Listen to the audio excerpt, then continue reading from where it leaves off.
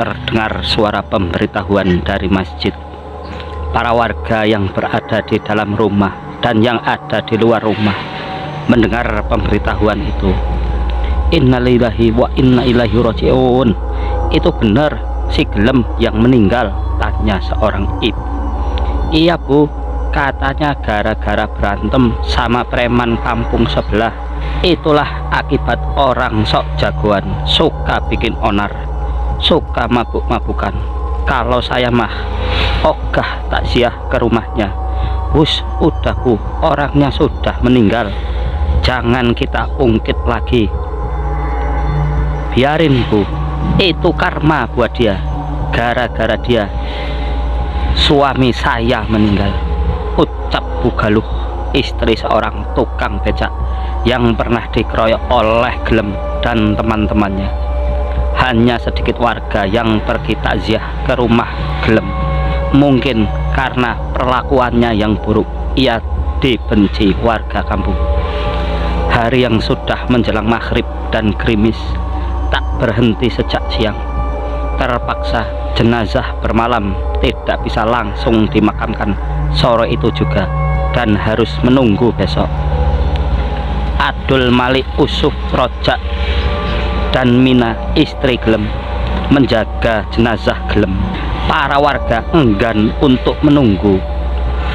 Pak RT pun yang juga berada di rumah Gelem terpaksa pulang karena istri Pak RT menyuruh suaminya untuk pulang segera. Hingga pagi menjelang hujan turun begitu lebat, tak ada yang datang ke rumah duka. Bahkan Pak RT dan Pak Ustadz pun belum ada yang datang. Mina merasa khawatir jenazah suaminya belum dimandikan dan belum dikafani. Bang Adul, gimana ini? Jenazah Bang Gelem belum diapa-apain. Iya Min, kita harus gimana? Saya juga bingung, ucap Adul. Udah, kita urus saja sendiri. Emang warga di sini kagak punya hati, ucap Malik. Akhirnya jenazah Gelem dimandikan, dikafani oleh teman-temannya di hari yang masih gerimis. Mereka membawa jenazah Gelem ke pemakaman. Karena hujan semalaman, lubang kubur penuh dengan air. Malik dan Usuf mencoba menimba air, namun tetap masih banyak air di dalam kubur. Udah Dul, langsung aja kita kuburin. Ditimba-timba tak ada habis airnya. Gimana Min? Tanya Adul pada istri Gelem itu. Terserah dah Bang, biar Bang Gelem cepat dikuburkan. Mereka pun dengan terpaksa menguburkan Gelem dengan air yang tak kunjung surut dari dalam liang. Abdul Malik dan Rojak membantu menurunkan jasad Gelem. Mereka meletakkan Gelem menghadap ke tanah dan menutupnya dengan beberapa papan. Saat itu juga hujan turun begitu lebat. Mereka buru-buru menguburkan jenazah Gelem. Setelah semua selesai, mereka langsung berlari pulang. Namun saat sampai di pertengahan makam, Malik tiba-tiba berhenti. Dul, kayaknya ada yang kelupaan dah, ucap Malik. Lupa apaan? Nggak tahu, saya nggak bisa ingat apa yang lupa. Alah, kamu mah lupa belum ke warungnya Sri paling, celetuk Usuf. Malik tak ingin ambil pusing. Mereka segera pulang ke rumah masing-masing karena nanti malam mereka akan mengadakan acara tahlilan untuk mendiang Gelem. Pukul 7 malam selepas sholat isya, warga datang menghadiri tahlilan di rumah Gelem. Tak banyak orang yang datang, namun bagi Mina, istri Gelem, ia sudah bersyukur ada warga yang mau ikut mendoakan suaminya. Mina dan beberapa ibu yang sedang menyiapkan sedikit jamuan untuk orang-orang yang datang. Malam ini terasa sedikit berbeda menurut Mina. Mungkin karena malam ini adalah malam tahlilan suaminya, pikir Mina. Min, tolongin saya Min, tolong tolong bukain.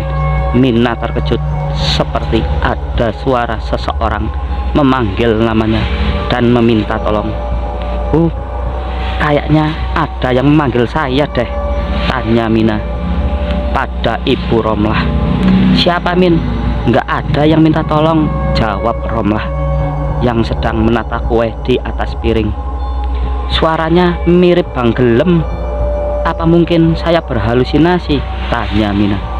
Mungkin karena kamu masih mikirin suami kamu itu, makanya kamu jangan mikirin Gelem terus. Makanya Gelem jadinya manggil kamu, ujar Romlah. Mungkin yang diucapkan Bu Romlah ada benarnya juga, pikir Mina. Tahlilan berjalan dengan lancar. Orang-orang yang datang tahlilan pun mulai membubarkan diri.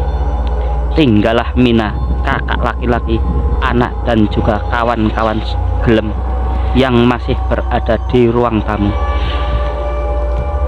Apa Kang Kosim sudah ditangkap, Kang? Tanya Mina. Sudah, Min, dia udah ditangkap polisi kemarin. Dia nggak sempat melarikan diri. Polisi langsung ngamanin dia, jawab Adul. Kemarin Mina belum sempat tanya sama abang, emang Bang Gelem sama Kang Kosim berantem karena apa? Jadi begini, Min, ceritanya. Di pasar, para pedagang sedang sibuk-sibuknya melayani pembeli. Gelem terkenal sebagai preman pasar dan jawara kampung. Di pagi itu ia datang ke pasar bersama Adul. Seperti biasa meminta setoran pada para pedagang. Biasa setoran, ucap Gelem pada ibu-ibu pedagang sayur. Ya ampun, Lem, ibu teh baru saja buka lapak, udah kamu mintain jatah. Jangan bohong ya, tadi saya lihat itu ada bapak-bapak beli sayur kamu banyak. Pasti kamu sudah ada duit, bentak Gelem, membuat ibu itu langsung bergetar ketakutan. Dan para pedagang lain dan juga para pembeli langsung menoleh pada mereka. Ia pun memberikan uang 50.000 pada Gelem. Nah, gitu kan cakep. Gelem dan Adul pun menuju pedagang lain. Namun saat akan menagih jatah preman, ia melihat anak buah Kosim yang juga sedang meminta jatah pada para pedagang. Kurang asem tuh si orang, dia udah berani masuk wilayah gua. Sikat, Lem, jangan kasih ampun, ucap Adul. Mereka berdua menghampiri anak buah Kosim yang sedang minta jatah pada pedagang buah. Woi, teriak Gelem. Gelem memukul perut anak buah Kosim hingga tersungkur ke tanah. Anak buah Kosim tahu siapa Gelem. Ia tak berani melawan karena ia tak sepadan untuk melawan Gelem. Gelem terus menghajarnya. Kamu bilangin sama Kosim, jangan pernah masuk wilayah gua, ucap Gelem. Anak buah Kosim cuma mengangguk patuh dan segera lari tunggang langgang setelah dilepaskan oleh Gelem di sebuah ruko yang letaknya tak jauh dari pasar. Anak buah Kosim datang dengan terengah-engah menghampiri Kosim dan teman-temannya yang lain. Kamu kenapa? Muka kamu babak belur begitu, tanya temannya. Habis dihajar sama Gelem gara-gara katanya masuk wilayah kekuasaan dia. Kurang ajar Gelem, emang dia siapa main larang-larang orang di pasar? Gua harus kasih pelajaran sama Gelem. Kosim pun pergi ke tempat tongkrongan Gelem yang tak begitu jauh dari ruko Kosim dan teman-temannya nongkrong. Itu si Gelem, bos, tunjuk anak buah Kosim. Kosim langsung menghampiri Gelem yang sedang minum-minum dengan teman-temannya. Hei Gelem, apa maksud kamu mukulin anak buah saya? Gelem datang langsung menggebrak meja. Gelem terlihat santai. Ia menyeringai dan berdiri berhadapan dengan Kosim. Emang kenapa? Salah sendiri masuk wilayah saya. Di pasar itu bebas, siapa saja boleh malak. Kamu jangan sok jadi penguasa. Qasim mencengkram kerah baju gelem. Pria itu hanya tersenyum miring, seakan tak ada rasa takut sama sekali. Kalau saya mau sok penguasa, kamu mau apa? Tanya gelem, seakan menantang Qasim. Pria dengan jaket levis itu naik pitam dan melayangkan pukulan di wajah gelem hingga terjadilah perkelahian. Untung saja saat itu ada Satpol PP yang sedang patroli di pasar. Melihat mereka yang sedang berkelahi, gelem dan teman-temannya berlari menyelamatkan diri. Begitu juga Qasim dan yang lainnya. Sore harinya, gelem baru saja pulang dari pasar seorang diri. Ia pun pulang dalam keadaan setengah mabuk, berjalan melewati jembatan penghubung desa. Namun saat di tengah-tengah jembatan, ia dihadang Qasim dan anak buahnya. Di situ mereka kembali cekcok hingga Qasim mengeluarkan sebilah pisau dari saku jaketnya dan menusuk ke arah gelem. Aksi Qasim ternyata dilihat oleh Adul yang kebetulan juga lewat di jembatan. Qasim dan teman-temannya segera melarikan diri. Adul pun meminta bantuan warga yang lewat untuk membantu dirinya membawa gelem ke rumah sakit. Saat baru saja tiba di rumah sakit, gelem menghembuskan nafas terakhirnya. Adul menghubungi Mina, istri gelem, jika gelem meninggal dunia. Jadi begitulah ceritanya, Min. Hari sudah semakin larut. Adul, Malik, Usup, dan Rojak pun pulang dari rumah gelem. Mereka pulang berjalan kaki melewati pohon bambu yang rimbun. Malik melihat sekelibat bayangan putih di dekat pohon bambu. Ia mengucak-ngucak matanya beberapa kali. Saya kagak salah lihat kan? Apa sih, Lik? Tanya Rojak. Saya lihat putih-putih di dekat pohon bambu, ucap Malik. Alah, mabuk kamu kali. Orang nggak ada apa-apa kok, ujar Adul. Mereka pun kembali berjalan ke rumah masing-masing. Pukul 2 dini hari, Rojak terbangun dari tidurnya karena merasa ada yang memanggil namanya. Jak, tolong Jak, tolong bukain. Tolong bukain Jak. Rojak bangun. Ia kembali menajamkan pendengarannya. Kok saya dengar kayak suara Bang Gelem ya, ucap Rojak. Seketika bulu kuduk Rojak merinding. Hampir saja jantung Rojak copot. Ia mendengar suara ketukan dari luar rumah.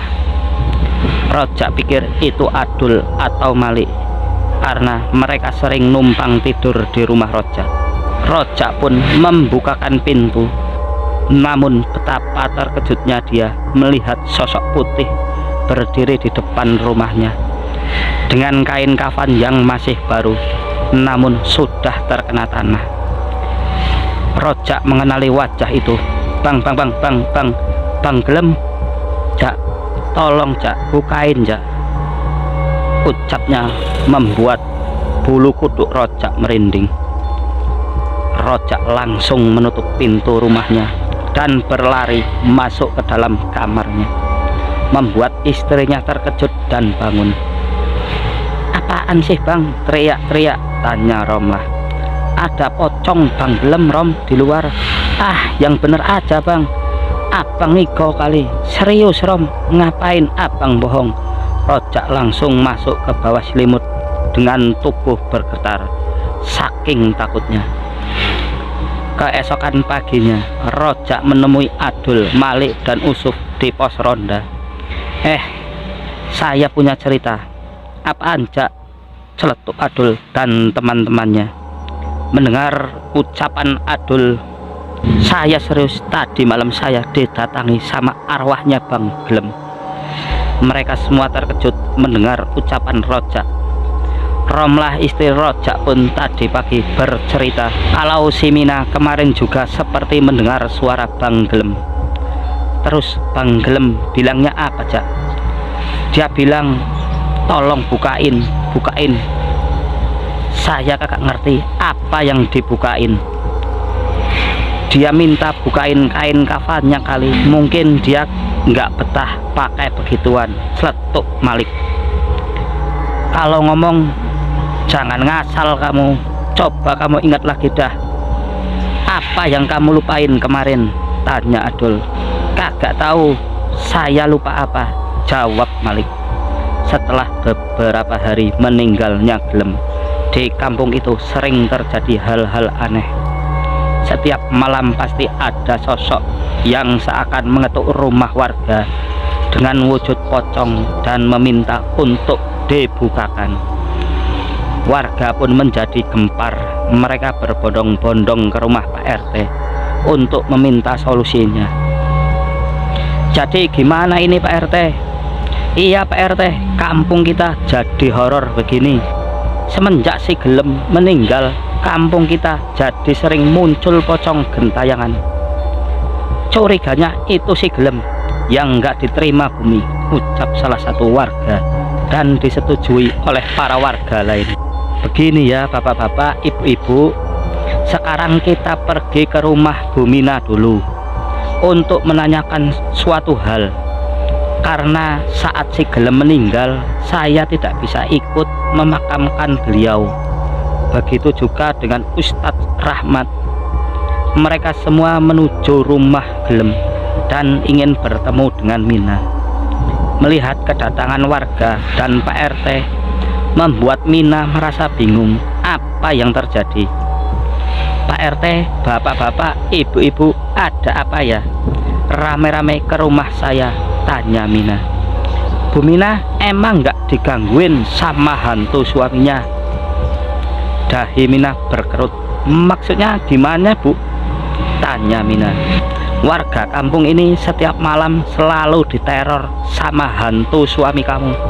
Sebaiknya kalian tenang dulu, biar saya yang bicara, ucap Pak RT. Jadi begini Bu Mina, akhir-akhir ini kampung kita sering dapat teror pocong, dan para warga curiga jika itu adalah si Gelem. Jelas Pak RT. Saya kurang tahu Pak RT, karena waktu itu yang menguburkan suami saya teman-temannya, Bang Adul, Malik, Usup, sama Bang Rojak, jawab Mina. Mereka pun juga memanggil keempat pria itu agar menuju rumah Bu Mina. Mereka sudah berkumpul di ruang tamu.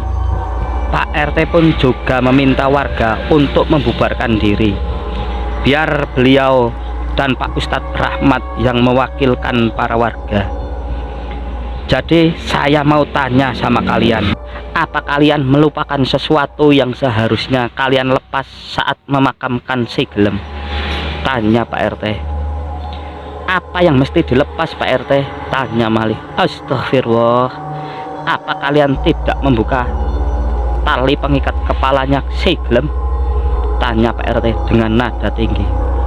Malik terbelalak. Astaga, saya lupa Pak RT. Pantesan saya merasa ada yang mengganjal di hati saya, ucap Malik. Kamu gimana sih, Lik? Maaf Bang, saya lupa. Kan waktu itu keburu airnya makin tinggi, jadi kita buru-buru. Akhirnya mereka kembali membongkar kuburan si Gelem yang sudah beberapa hari dan mengeluarkan bau busuk. Dan benar, tali pocongnya belum dilepas.